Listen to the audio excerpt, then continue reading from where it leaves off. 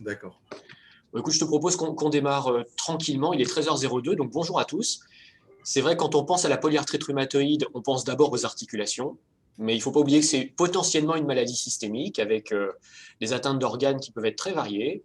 Et aujourd'hui, on a le plaisir d'accueillir le professeur Philippe Dieudé, qui travaille à l'hôpital Bichat et qui a développé une thématique qui est particulièrement intéressante à l'interface de la rhumatologie et d'autres atteintes, notamment des atteintes pulmonaires interstitielles.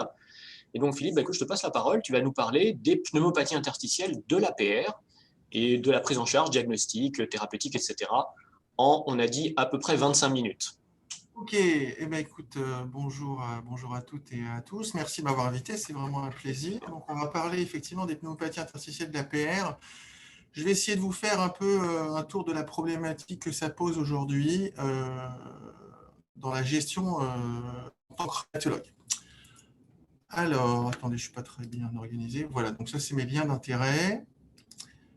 On va commencer juste avec une première partie de ce topo sur les principales généralités à connaître, et puis ensuite on rentrera dans le vif de la problématique que posent les patients qui ont une pneumopathie interstitielle diffuse au cours de la polyarthrite rhumatoïde. Alors, le premier message, c'est garder en tête quelque chose qui n'est peut-être pas forcément évident pour vous tous, c'est que c'est une manifestation extra-articulaire qui est fréquente et qui est largement sous-estimée par le rhumatologue, d'une part parce que c'est une atteinte qui est longtemps asymptomatique, et puis surtout que ça va dépendre, en fait, dont la prévalence va dépendre de l'outil de détection. C'est-à-dire aujourd'hui, quand on regarde les guidelines qui sont à notre disposition, on fait des radios de thorax à nos patients, que ce soit dans le bilan d'une polyarthrite, que ce soit dans le bilan pré-biothérapique. Et on voit que finalement, la radio de thorax, c'est un outil qui est très mauvais en termes de sensibilité pour détecter une atteinte interstitielle diffuse pulmonaire. Vous voyez que si on regarde la prévalence de la maladie sur le plan symptomatique, la plupart des cohortes, on s'accorde à dire qu'on a environ un peu moins de 10% des patients qui vont avoir une maladie pulmonaire interstitielle avec une expression clinique franche, en tout cas détectable, on va dire, par le rhumatologue, que ce soit l'auscultation ou devant des signes fonctionnels respiratoires. Et puis par contre, quand vous regardez, quand vous abordez une cohorte de patients un peu plus de façon systématique avec un scanner haute résolution, vous voyez que la prévalence va augmenter considérablement, puisque ça concerne environ un quart des patients chez qui on va pouvoir détecter donc cette atteinte interstitielle avec une variation suivant les cohortes qui vont de 20 à un peu plus de 60% pour certaines cohortes du nord de l'Europe. Nous, dans notre expérience, puisqu'on fait des scans pré-biothérapie à nos patients atteints de polyarthrite rhumatoïde, dans l'idée justement de savoir un peu sur quel terrain, dans quel terrain on va introduire telle ou telle biothérapie, vous voyez, on est plutôt, nous, aux alentours de 25%. Brièvement, on ne parle pas de la pneumopathie interstitielle diffuse, mais plutôt des pneumopathies interstitielles diffuses. C'est une atteinte qui est hétérogène. Il y a plusieurs sous-types avec différents aspects qui sont scanographiques et une bonne corrélation avec l'histologie, ce qui fait que donc on va rarement à la biopsie. On pourrait schématiser les trois principaux types d'atteintes comme la pneumopathie organisée, la pneumopathie interstitielle non spécifique et la pneumopathie interstitielle commune. La pneumopathie organisée, vous voyez, elle donne des images un petit peu particulières, des images en halo sur le scanner. Et si on fait la biopsie, on va s'apercevoir qu'on a un infiltrat très inflammatoire avec une extravasation de cellules inflammatoires dans les alvéoles.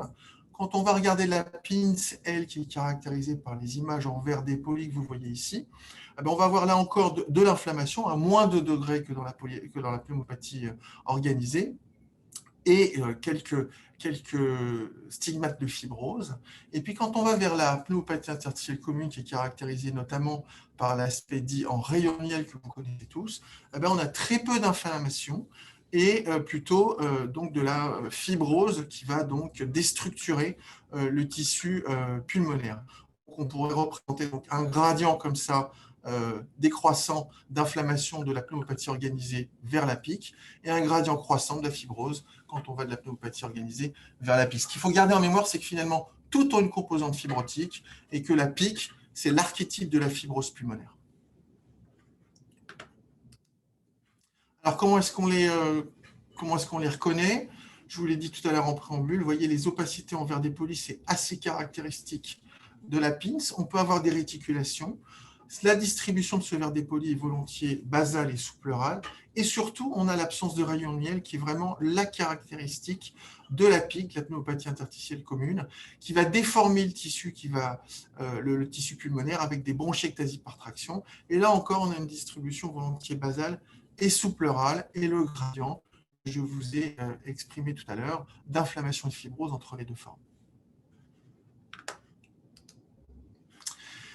Pourquoi c'est important de connaître ces différentes formes? Parce que quand vous regardez l'ensemble des connectivites qui se compliquent de pneumopathie interstitielle diffuse, qui sont représentées, vous voyez ici, vous avez la sclérodermie, les myosites, le Sjögren, les connectivites indifférenciées ou la PR. Vous voyez ici en noir, c'est la PIC, la pneumopathie interstitielle commune. La caractéristique de la polyarthrite rhumatoïde, c'est que finalement, on a une très forte prévalence de la PIC qui est spécifique à la polyarthrite rhumatoïde, vous voyez, avec des prévalences qui sont relativement hautes, et on estime aujourd'hui qu'on est plutôt aux alentours de 40-45% des patients qui vont présenter une PIC. Ça, c'est le travail qu'on avait fait avec Pierre-Antoine, qui est une des plus larges séries. On en a une autre qui a été publiée récemment, et on avait une proportion qui était un petit peu au-dessus de 40%. Donc, encore une fois, l'atteinte interstitielle pulmonaire de l'APR, elle est bien particulière, avec une forte prévalence de la forme fibrosante. Pourquoi c'est important de connaître ces différentes formes, vous allez voir après. Il faut savoir que c'est une atteinte les atteintes interstitielles diffuses sont sévères. Aujourd'hui, elles rendent compte d'environ 13% de l'excès de mortalité dans la polyarthrite rhumatoïde. On estime que la mortalité, suivant les époques, suivant les cohortes à laquelle on a étudié la mortalité inhérente attribuable à la PID, elle est multipliée par 2 à 10, avec une médiane de survie, vous voyez, qui varie entre 3 et 10 années. Ça, c'est un travail, vous voyez le tableau en dessous avec les courbes de mortalité cumulée. En rouge, les patients qui présentent une pneumopathie interstitielle diffuse d'expression clinique. Et en bleu, ceux qui n'ont pas d'expression clinique de la PID, vous voyez qu'on a une mortalité qui est très nettement supérieure dans le groupe PID. Et vous gardez en mémoire quand même que dans la courbe bleue ici, vous avez probablement déjà un quart des patients qui ont une PID au stade infraclinique. Ça, c'est pour vous montrer la courbe de survie. Vous voyez que dans ce travail qui est quand même relativement récent, puisqu'on regarde une cohorte, c'est des données qui varient entre 2003 et 2014, vous voyez que bien qu'on soit déjà à l'avènement des biothérapies, du time control et du treat to target dans la polyarthrite rhumatoïde, la médiane de survie chez ces patients, elle a approché 8 ans, ce qui n'est pas beaucoup. Donc, c'est une conséquence relativement sévère que de voir apparaître une pneumopathie interstitielle diffuse chez un patient qui a une polyarthrite rhumatoïde. Alors, je vous disais tout à l'heure que c'était important de connaître les aspects tomographiques, parce que vous voyez que finalement, la surmortalité qu'on observe chez ces patients qui se compliquent d'une pneumopathie interstitielle diffuse, elle est essentiellement due au fait d'avoir un phénotype PIC, donc un phénotype fibrosante. Et cette mortalité, elle est 3 à 4 fois supérieure à celle observée chez les patients qui vont être classés comme ayant une non-PIC, c'est-à-dire les gens qui ont une PINS, qui ont une pneumopathie organisée ou d'autres formes un petit peu plus rares de pneumopathie interstitielle diffuse. Le deuxième message, c'est que quand vous regardez, alors ça ne sort pas bien, je suis désolé, mais quand vous regardez la survie de ces patients qui ont une PIC, vous voyez qu'elle n'est pas distincte de celle observée avec des patients qui ont une maladie pulmonaire que vous connaissez, qui s'appelle la fibrose pulmonaire interstitielle, dont le pronostic est très sévère. Donc, ce qui montre bien qu'il faut bien analyser les scanners et qu'il y a une vraie importance, il y a un vrai enjeu à être capable de classer les patients comme en PIC, PINS, PO ou autre forme un peu plus rare de pneumopathie interstitielle diffuse. Ça, c'est pour vous montrer dans une cohorte anglaise. Il y a un network anglais qui s'appelle le BRIL, qui est donc dédié aux pneumopathies interstitielles diffuses au cours de la polyarthrite rhumatoïde. C'est un travail qui est rétrospectif avec les limites qu'on connaît, mais vous voyez que la surmortalité attribuée à la PIC, quand on la compare à la PINS, est 4 fois supérieure. Là encore, c'est pour attirer votre attention sur le fait qu'il faut vraiment essayer de classer les patients, discuter avec les pneumologues, discuter avec les radiologues de manière à savoir un petit peu comment classer votre patient, parce qu'il va y avoir probablement des discussions thérapeutiques un petit peu distinctes. On pourra y revenir probablement dans la discussion après la présentation. Donc, on a vu que c'était fréquent, on a vu que c'était sévère, on a vu qu'il y avait plusieurs maladies avec une sévérité qui était associée à la forme PIC. Le troisième message, c'est que c'est une complication qui est évolutive et on estime qu'environ un patient sur 2 va progresser. Et ce quelle que soit finalement la définition qu'on donne de la progression, que ce soit quand on regarde les gens qui vont avoir une diminution de la DLCO, que ce sont les gens qui vont avoir une diminution de la CVF, ou encore que ce soit sur suivi scanographique. Quand on regarde l'extension des lésions, vous voyez que dans ce suivi, des gens qui avaient une PID préclinique, donc asymptomatique, il y avait 57% des patients qui étaient progresseurs, et ici 40% des patients qui progressaient sur 3 ans quand on suivait les EFR. Donc il va falloir, le message subliminal, c'est que quand vous détectez cette maladie, il va bien évidemment falloir interagir avec le pneumologue et définir une stratégie de surveillance basée au minimum sur des EFR qui vont être faites tous les 6 mois pour voir comment évolue notamment la CVF, qui est le critère dur d'évaluation, d'évolution des pneumopathies interstitielles diffuses. Il n'y a pas de règles sur le suivi scanographique aujourd'hui et c'est vraiment à discuter avec les pneumologues en fonction de la gravation ou de la clinique et ou des EFR qu'on va être amené à faire un suivi scanographique des patients. Grosso modo, on s'accorde à refaire un scanner, on va dire, tous les 3 ans chez les patients au minimum pour voir un petit peu ce qui se passe. Surtout, vous allez voir qu'il y a un intérêt maintenant à regarder l'extension des lésions qui, dans certains centres, se mesurent même de manière automatique avec des logiciels qui permettent donc de calculer clairement la progression de la maladie. Donc les 4 points clés de cette première partie, c'est vous rappeler que c'est fréquent parce que sous-estimé, parce qu'on n'utilise pas les bons outils de détection. Il ne faut pas compter sur la radio thoracique pour vous mettre en évidence une pneumopathie interstitielle diffuse, ou alors elle est très largement évoluée et on est probablement à passer à côté de signes cliniques, qu'ils soient auscultatoires ou à l'interrogatoire. Le phénotype fibrose est très fréquent, beaucoup plus fréquent dans les autres connectivites. Par extension, on a l'habitude de dire que la fibrose pulmonaire, ça se voit dans la sclérodermie systémique. Non, dans la sclérodermie systémique, on voit de la pins fibrosante. Je vous ai dit qu'il y avait une composante de fibrose dans la pins, mais c'est essentiellement inflammatoire. C'est très grave, il y a une surmortalité et qui est liée au phénotype PIC, et c'est évolutif dans environ 1 cas sur 2. Alors la problématique aujourd'hui est celle du screening. Screener une pathologie, c'est une complication d'un rhumatisme, ça a son importance. Ça a son importance, ce d'autant qu'on est en capacité de manager et de proposer une solution thérapeutique. Et vous savez tous aujourd'hui qu'il y a différentes études qui montrent des résultats encourageants avec certaines biothérapies, et je pense à l'abatacept, bien que ce soit des études non contrôlées. On a une étude contrôlée avec une molécule antifibrosante qui s'appelle le nintédanib, et qui, elle, laisse supposer un effet bénéfique chez les gens qui ont une pneumopathie interstitielle diffuse progressive, quelle que soit la pathologie sous-jacente, dont la polyarthrite rhumatoïde.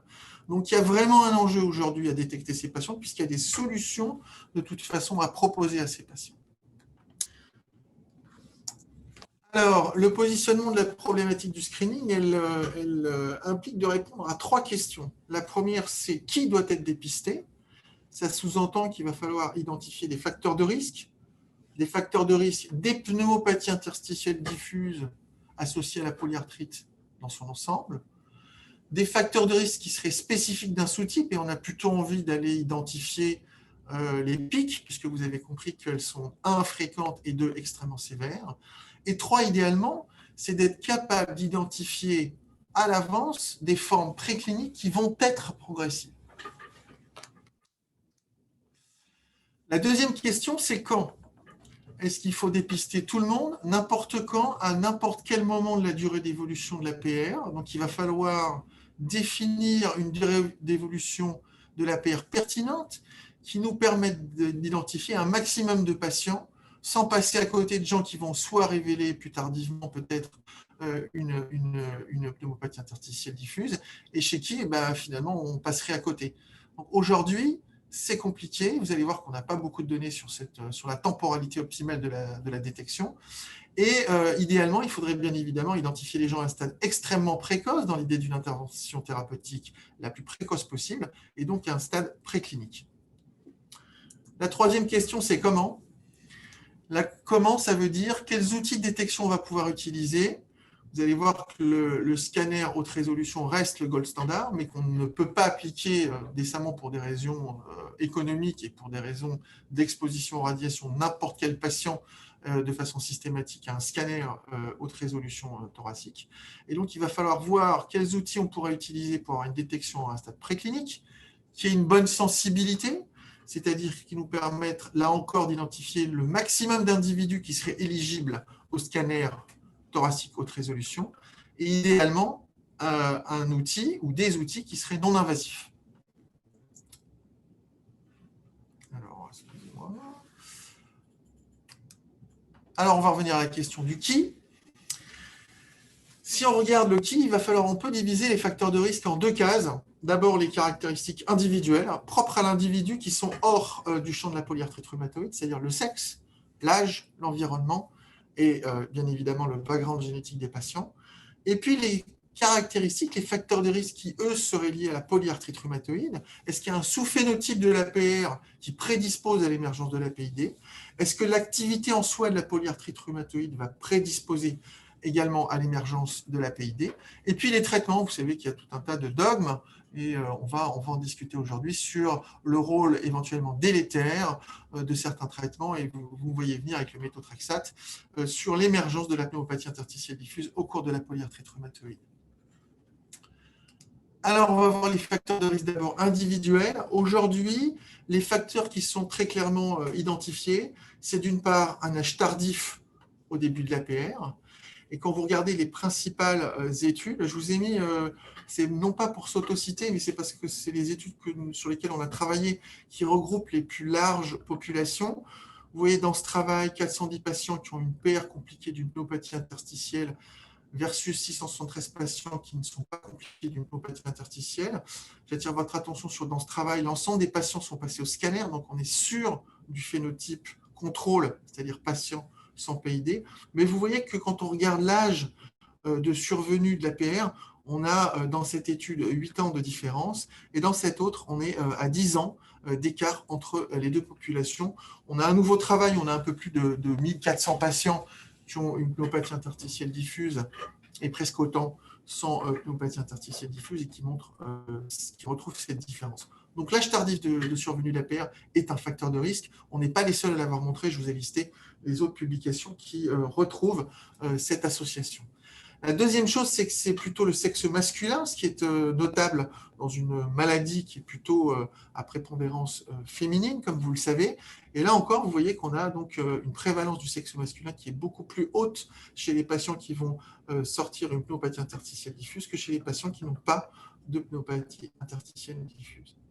Et puis, un dernier travail qui est récemment sorti, qui est celui-ci, donc publié par Kranzer, qui est de l'équipe de Harvard à Boston, sur la BRAS cohorte, qui montre que l'obésité, donc avec un BMI donc défini par un BMI supérieur ou égal à 30 kg par mètre carré, serait un facteur de risque associé à la survenue d'une pneumopathie interstitielle diffuse.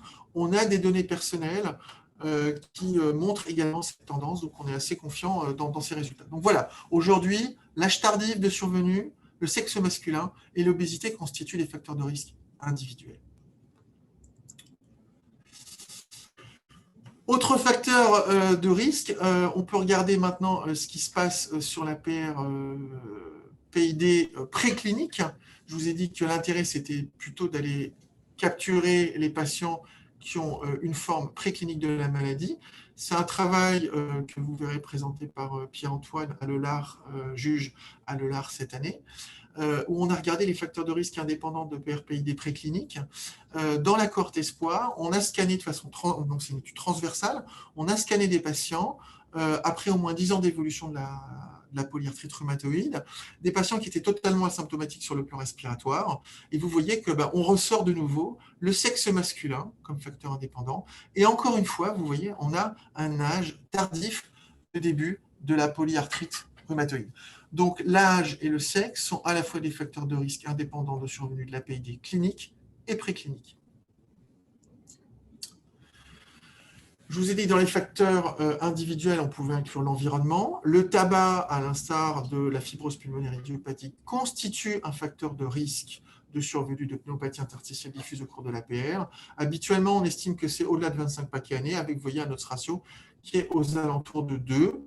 Et puis, dans le background génétique, aujourd'hui, le seul marqueur qui me paraît être d'intérêt, il y a d'autres marqueurs sur lesquels on a travaillé, mais qui sont beaucoup plus confidentiels. Ce marqueur, il a un intérêt parce qu'il est fréquent dans la population, hein, c'est 10% de la fréquence de l'allèle à risque est de 10% dans la population générale. Mais vous voyez que c'est un facteur de risque de l'APR PID clinique. Ça, c'est le travail qu'on avait publié dans le New England, où le fait de porter un allèle à risque vous donne un surrisque par 3 de développer une pneumopathie interstitielle diffuse. Et le fait intéressant, c'est qu'il est associé et restreint au sous-phénotype PIC, donc c'est celui qui nous intéresse, qui est fréquent et grave, puisque le fait de porter l'allèle à risque augmente par 6, vous voyez, le risque de développer une PIC. Il est spécifique, puisque quand vous regardez les porteurs de l'allèle à risque qui sont ici, vous voyez en rouge le phénotype PIC, il est prépondérant comparé aux gens qui ne portent pas l'allèle à risque, avec une différence qui est statistiquement significative. Deuxième intérêt de ce marqueur, on l'a testé là encore dans la cohorte Espoir, et vous voyez qu'il est capable, là encore, c'est un marqueur indépendant de risque de survenue de la pneumopathie interstitielle diffuse à un stade infraclinique.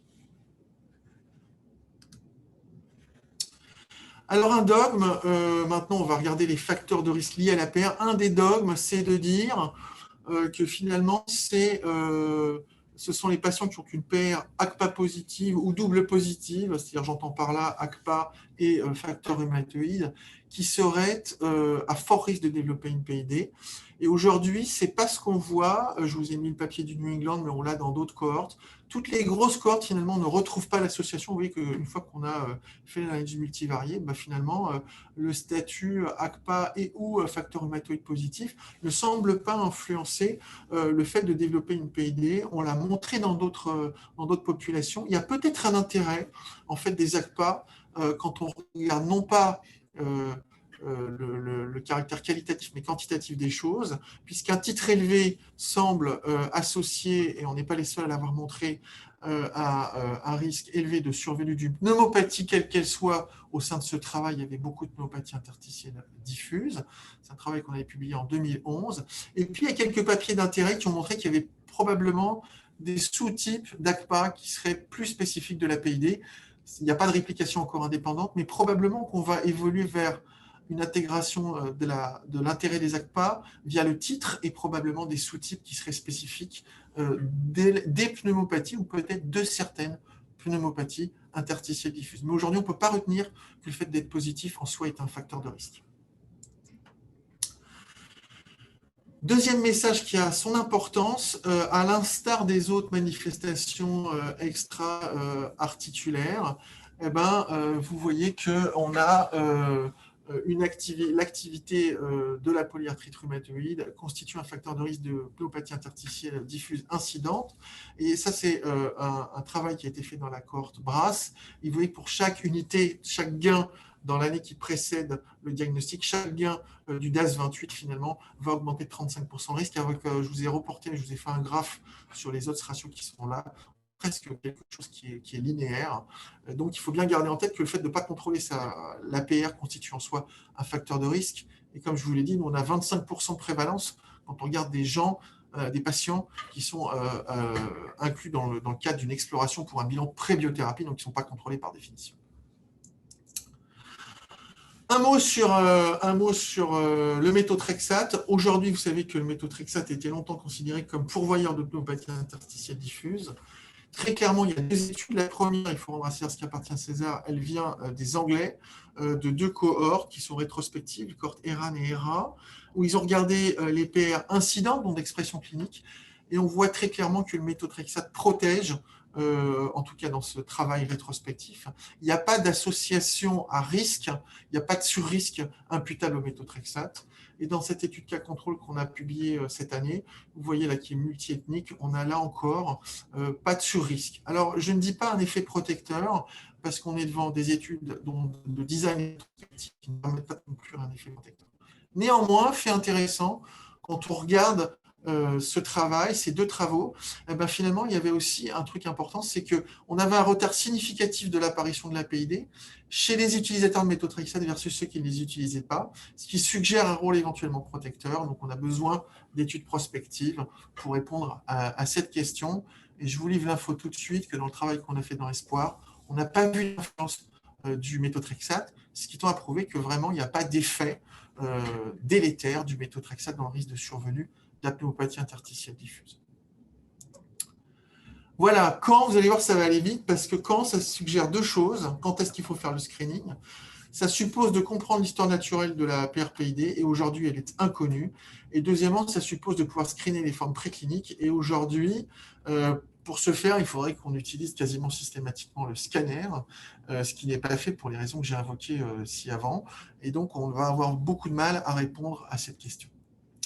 Je vous l'ai dit, la prévalence exacte de la PRPID, elle est inconnue, parce qu'on n'a pas de consensus d'une part sur la définition, est-ce qu'elle est clinique ou est-ce qu'elle est préclinique, la stratégie de détection, on va le voir après, et la temporalité du screening, on a une grosse hétérogénéité dans la littérature, et on ne sait pas quoi en penser. Je vous rappelle que la PID préclinique dans l'APR, c'est un quart des patients environ, et à ce jour, la période pertinente de dépistage reste à déterminer. Il y a un travail au MERACT auquel on travaille pour essayer de voir qu'est-ce qu'on peut proposer comme période d'intérêt.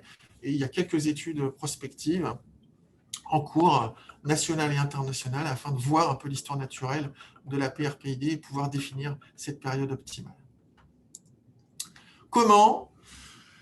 Voilà les trois questions qu'il faut se poser. Il faut avoir quelque chose de rentable, avec donc une bonne sensibilité, rentable aussi sur le plan économique et idéalement non invasif. Bonne sensibilité, encore une fois. Le but d'un bon screening avec des outils performants serait de capter un maximum de patients qui seraient donc éligibles au scanner scanographique qui, je vous l'ai dit, est le gold standard. Alors, le scan, il permet non seulement une analyse qualitative, on l'a vu tout à l'heure, PIC et non-PIC, une analyse qualitative, je vous l'ai dit un petit peu à demi-mot, ça permet de calculer l'extension, ça se mesure aujourd'hui au scanner, l'extension des lésions. Ça informe sur le pronostic, à la fois sur l'extension, comme vous pouvez le voir ici, mais aussi avec l'aspect scanographique. Vous avez vu tout à l'heure que la PIC était un facteur de sévérité, un facteur de surmortalité. Ça permet de détecter, bien évidemment, les gens au stade préclinique. Le problème, c'est que c'est coûteux et irradiant. Et donc, il n'est pas question de le proposer à l'ensemble des patients de façon systématique. Alors, quelles alternatives on pourrait avoir pour la détection? Eh ben, le cahier des charges, c'est d'avoir quelque chose de peu coûteux, idéalement non invasif, de non irradiant, bien évidemment, de reproductible et avec une bonne sensibilité. Alors, on a probablement un intérêt du TDM low dose ou ultra low dose, avec probablement une place du machine learning qui pourrait automatiquement, vous voyez, détecter les zones considérées comme pathologiques. Vous voyez ici toutes les distributions sous-pleurales d'une atteinte qui est plutôt en rayon miel, donc là on est plutôt devant de la PIC, et qui permet donc tout de suite de faire l'analyse qualitative, PIC non PIC, et vous dire si vous avez une atteinte qui est de 10%, de 25%, etc. Un peu comme on a dans le Covid aujourd'hui, quand on classe la sévérité des patients atteints de Covid.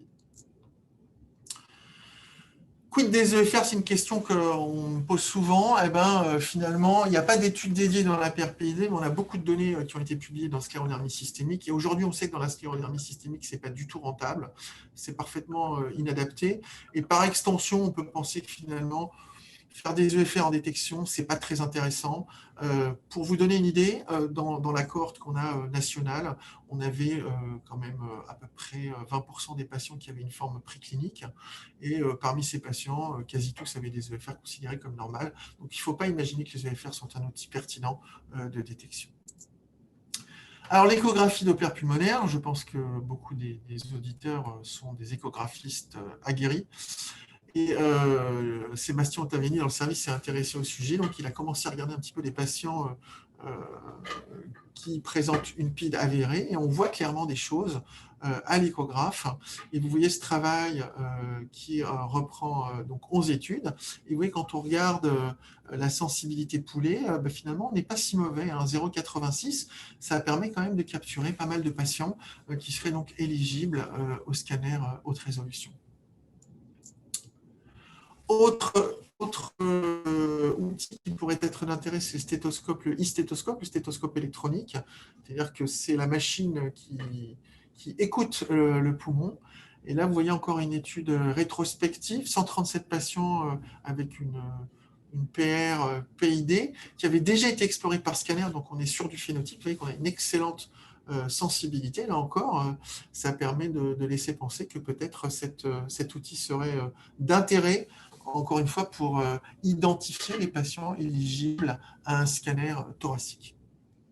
Alors, quid pour la stratégie? Vous voyez qu'aujourd'hui, quand on regarde les recos, les recos proposés ou les suggestions stratégiques, vous voyez qu'on est sur un papier de 2020 par des gens qui sont quand même référents sur le sujet.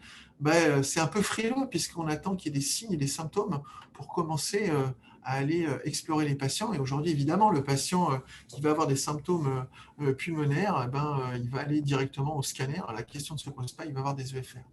Et on pourrait discuter quelque chose d'un petit peu plus avant-gardiste. Ça, c'est une réflexion qu'on a eue sur la question. On pourrait dire qu'il va falloir identifier des patients qui sont à fort risque. On a vu les facteurs de risque. Ces patients, on pourrait peut-être les explorer préalablement par l'échographie, le stéthoscope. La question qui reste en suspens, c'est à quel moment d'évolution de la polyarthrite rhumatoïde. Et puis, s'il y a des signaux, si la détection est positive, et bien évidemment, les adresser d'une part au radiologue pour le scanner et d'autre part aux épreuves fonctionnelles respiratoires, et bien entendu, les référer immédiatement à un pneumologue. Les questions qui restent en suspens en dehors de la période de détection, c'est quand vous êtes dans la réponse, dans la phase de détection négative, de savoir ce qu'on fait. Est-ce qu'on va réexplorer les patients? Si oui, quand? Et combien de fois? Pour l'instant, cette question est sans réponse. Et la deuxième question qu'on peut se poser, c'est chez les patients qui cumulent l'ensemble des facteurs de risque, est-ce qu'on ne pourrait pas directement aller au scanner? Là encore, c'est une question qui reste sans réponse. Et encore, je vous l'ai dit tout à l'heure en préambule, il y a des groupes de travail qui se penchent sur la question pour essayer de proposer des recommandations. Donc, en conclusion sur le screening, et je m'arrêterai là, et si vous avez des questions sur les traitements, j'ai quelques diapos en backup et que je mettrai en ligne si ça vous intéresse. Il faut retenir que les facteurs individuels sont d'être un homme, le sexe masculin, un âge tardif au début de la polyarthrite rhumatoïde, l'obésité, dans les facteurs environnementaux, le tabac, et en général au-delà de 25 paquets années, dans les facteurs génétiques, porter le variant à risque du gène MUC5B, d'avoir une PR active. Je vous l'ai dit, la positivité des ACPA, pour l'instant, ne constitue pas en soi un facteur de risque. Probablement le titre et certains sous-types auront un intérêt. Le temps, il reste à définir. Je suis désolé, ma diapo passe mal. Et pour les outils, il y a probablement un intérêt, une place pour l'échographie. Et je pense que comme on a tous des échographes dans les services, ceux qui s'y intéressent pourront jeter un coup d'œil chez les patients chez qui ils ont identifié des pneumopathies interstitielles diffuses par scanner. Le TDM ultra low dose va probablement rentrer en ligne de compte assez rapidement. Et la place du machine learning, c'est quelque chose qui commence à émerger. Il y a beaucoup de publications dans la fibrose pulmonaire idiopathique et j'ai aucun doute sur le fait que ça va commencer à glisser dans le terrain des connectivites qui se compliquent de pneumopathie interstitielle diffuse, puisque là, on va vraiment sur la détection systématique et surtout de la mesure d'extension qui constitue, encore une fois, un facteur de risque de sévérité de la maladie. J'ai fait 40 minutes, ce qui nous laisse 20 minutes de discussion et je serais ravi de répondre à vos questions. Et si vous voulez, j'avais prévu un peu plus long. J'ai des diapos sur les traitements et on pourra en discuter, je pourrais vous les montrer au besoin. Je vous remercie. Merci beaucoup Philippe, c'était un timing parfait. Écoute, tu nous as vraiment bien présenté non seulement la problématique, mais aussi un peu les zones d'incertitude autour de cette problématique. Donc ça, je trouve que c'est toujours très intéressant. Donc, n'hésitez pas à poser vos questions au professeur Philippe Dieudé dans le chat en bas. Là, vous avez la fonction questions et réponses. On a déjà quelques questions. Moi, je voulais peut-être commencer par une question très simple. Est-ce qu'on pourrait imaginer créer un score de risque sur la base du modèle multivarié que vous avez? Et ma deuxième question, elle est connexe, c'est quel est le poids des facteurs génétiques, par exemple des polymorphismes de MUC5B, sur le risque total de développer une pneumopathie interstitielle diffuse? Autrement dit, est-ce que c'est surtout la génétique? Est-ce que c'est surtout l'environnement, la combinaison des deux? Et est-ce qu'on peut imaginer faire un score de risque sur la Alors, base des modèles? je vais répondre à ta question dans l'ordre. Le score de risque, alors tu as défloré, le truc. Je ne voulais pas montrer, en fait, mais ça sera présenté à l'EULAR. On a fait un score, effectivement, Voilà. en incluant donc l'âge, le sexe, MUC5B, le DAS. Alors, comme c'est sur Espoir, on a tout le DAS depuis le début de la maladie. Et là, on est en train de regarder ce que finalement le dernier DAS suffirait. Et on a un score qui permet de prédire relativement bien. On a une très bonne sensibilité, une bonne spécificité. Et donc, qui permettrait donc de sélectionner là, ce qui est intéressant, les patients qui sont à un stade préclinique. Donc, ça, c'est pour répondre à ta question. Donc, là, on a développé un score avec ces paramètres-là. Donc, encore une fois, âge, sexe, génétique et le DAS. La deuxième chose, c'est tu m'as dit MUC5B le poids. Aujourd'hui, c'est le poids, tu l'as vu, de développer, c'est un OR aux alentours de 3,1. Oui. 6 pour ce qui commence à être intéressant, 6 pour la pique. Et aujourd'hui, c'est le facteur de risque le plus important de développer une PID. Est-ce qu'on a une idée de la variabilité totale ou de la proportion du risque que ça explique? Non, pas encore. Non, je ne peux pas répondre à cette question. D'abord parce qu'il y a une variabilité de la fréquence du variant suivant les ethnies. Donc, ça serait à définir par ethnie, d'accord? Là, quand je vous disais, ça fait 10% de la population générale, c'est quand on parle de la population européenne caucasienne. Si on regarde la population asiatique, cet allèle, finalement, il est quasiment inexistant, il est à 1% de la population. Donc là, il n'a pas d'intérêt, on le voit immédiatement. Et il faudrait le définir population par population, et ce n'est pas encore fait, mais c'est une excellente question. Ok. Alors ensuite, on a des questions vraiment très pratiques dans les questions-réponses. Première question, qui revient finalement assez souvent, ça concerne l'introduction du méthotrexate. S'il y a une pneumopathie interstitielle sous-jacente, quel est pour toi le critère de stop, c'est-à-dire la pneumopathie sous-jacente est suffisamment sévère pour qu'il ne faille pas mettre de méthotrexate du fait du risque de complications immunoallergiques aiguës qui amèneraient à engager le pronostic du malade, par exemple? Alors en fait, le critère, il est composite, il va être basé à la fois sur la DLCO, les EFR, le caractère progressif ou non, c'est-à-dire que si tu t'aperçois que le patient a déjà eu des EFR il y a 6 mois et que ça a fortement progressé, mais aussi l'extension. Donc en gros, je vais pas vous donner des clés en disant le cut s'étend parce que c'est pas vrai, mais le message clé, c'est vous devez échanger avec un pneumologue. Vous devez discuter du dossier et le pneumologue va vous répondre un peu comme un cardiologue avec la logique de la réserve coronarienne. Il va vous dire, vu la DLCO, vu la CVF, vu l'extension, on ne prend pas le risque d'introduire du méthotrexate chez ce patient. Pourquoi? Parce que même s'il fait une maladie une complication très rare du méthotrexate, qui est la pneumopathie d'hypersensibilité, il ne va pas survivre à cette complication. Et dans ce cas-là, on n'introduit pas. Mais il n'y a pas de, je ne peux pas te dire en regardant les fers, lui, il n'aura pas de métaux. Voilà. C'est vraiment quelque chose de composite et qui doit être discuté avec les pneumologues. Donc, je te taquine un petit peu parce que finalement, tu nous as montré que la PID, en tout cas infraclinique, était très fréquente. Donc, on ne peut pas logiquement solliciter les pneumologues à chaque fois qu'on a une PID au cours d'une polyarthrite rhumatoïde. Donc, est-ce que tu as quand même un petit élément qui peut nous aider ou... Non, moi, je ne suis pas d'accord avec ça. C'est-à-dire qu'en fait, non, quand tu as une PID, qu'elle soit préclinique, il faut en discuter avec le pneumologue. Ok. Parce que tu peux, même si on n'a pas d'éléments pour le faire, ce qu'on sait, je ne vous l'ai pas montré là, mais ce qu'on sait, c'est que 80% des gens qui ont une PID préclinique, ils vont évoluer vers quelque chose de clinique. Aujourd'hui, là, on a à peu près des données qui ont été produites par une équipe brésilienne. Et donc, aujourd'hui, dans la logique de certains pneumologues, il y a même des discussions en disant de toute façon, on n'attend même pas qu'il soit symptomatique. S'il progresse sur ses EFR, par exemple, s'il diminue sa CEF de temps sur 6 mois ou sur 1 an, on va lui introduire un traitement. Donc, c'est vraiment des choses qu'on commence à discuter maintenant. Donc, je pense qu'il ne faut pas se dire c'est préclinique, j'appelle pas le pneumologue. Ok. Ça, il ne faut pas faire ça. Bon, bah ça me va. On a des questions ensuite très pratiques, à la fois sur le dépistage de la PID. Stéto versus e-stéto. Est-ce qu'on peut se contenter d'ausculter les patients finalement? Parce qu'on a besoin d'un stéto électronique. Ouais. Je pense qu'il faut ausculter les patients, mais comme tout, il faut ausculter tous les patients normalement. Mais c'est vrai qu'on n'est pas, très très performant. Moi, j'avoue que je suis assez modeste avec mon stéthoscope parce que d'abord, on ne prend pas toujours le temps, il faut être honnête, quand on discute avec des rhumatologues en consultation, et je suis le premier à pas forcément toujours poser mon stéthoscope. Et quand je le fais et que j'ai la chance qu'un pneumologue passe derrière moi, il m'est arrivé de faire des consultations jointes avec Bruno Crestani, qui est le chef de service de pneumo. On avait à un moment monté des consultations dédiées.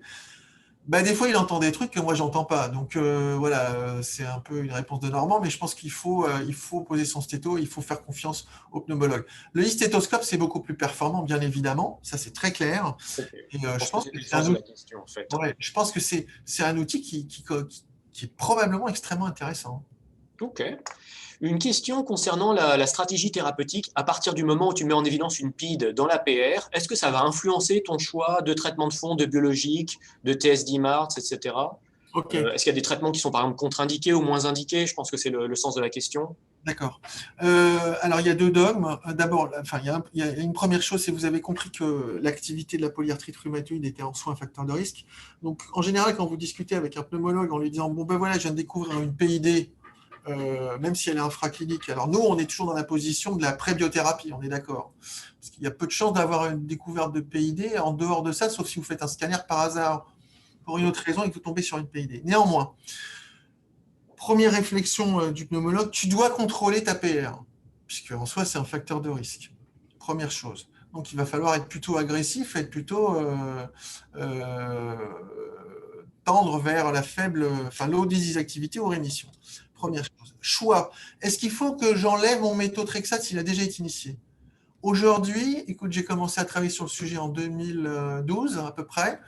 Euh, je n'ai quasiment jamais arrêté de méthotrexate sur la découverte d'une pneumopathie interstitielle diffuse. C'est exceptionnel.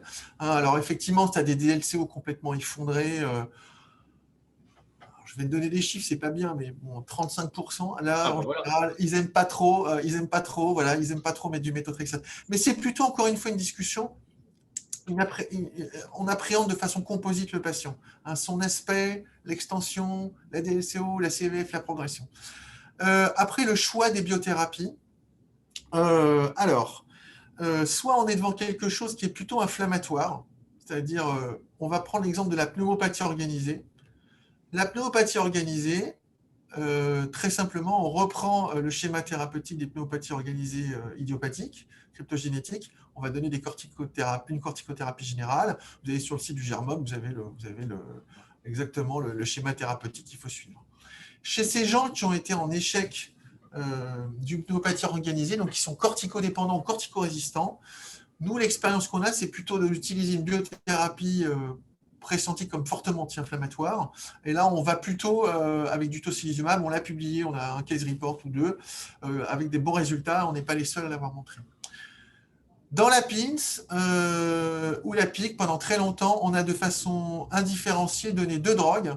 La première, c'est le rituximab, et la deuxième, c'est l'abatacept, avec un concept suivant, c'est de dire, dans le parenchyme pulmonaire des gens qui ont une pneumopathie interstitielle diffuse, on sait qu'on a des follicules lymphoïdes tertiaires qui sont en très grand nombre, c'est ce qu'on appelle le BALT, pour Bronchial Associated Lymphoid Tissue, et on pense que ce BALT, finalement, il est délétère, et que le fait de le déstructurer va avoir un effet positif. Donc, pour le déstructurer, on tape sur T, on tape sur B, d'où le côté un peu sous-cortical de dire je donne du rituximab ou je donne de l'abatacept.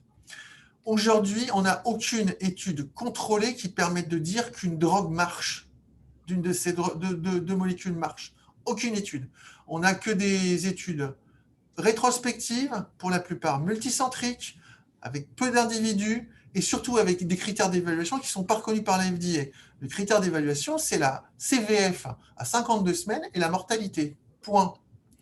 Ça, c'est pas utilisé, même si aujourd'hui, vous voyez des publications qui émanent d'Espagne en vous disant l'abatacept, ça marche, machin. Non, l'abatacept, ça semble pas délétère, ça semble bien toléré, et c'est tout. On n'a pas montré qu'il y avait des faits bénéfiques avec l'abatacept. Philippe, et les anti-TNF-alpha, qu'est-ce que tu en ferais? Parce que je pense que Non, c'est c'est la même équipe en fait. C'est la le même sens de la équipe qui a fait le question. papier de 2011 en disant les anti-TNF, c'est la catastrophe. Aujourd'hui, je pense que peut-être qu'il y a un sous-groupe de patients chez qui c'est délétère, c'est possible. Est-ce que ce sont des pneumopathies interstitielles diffuses qui s'aggravent? On n'en sait rien. Est-ce que ce sont des infections qui n'ont pas été bien documentées? On n'en sait rien.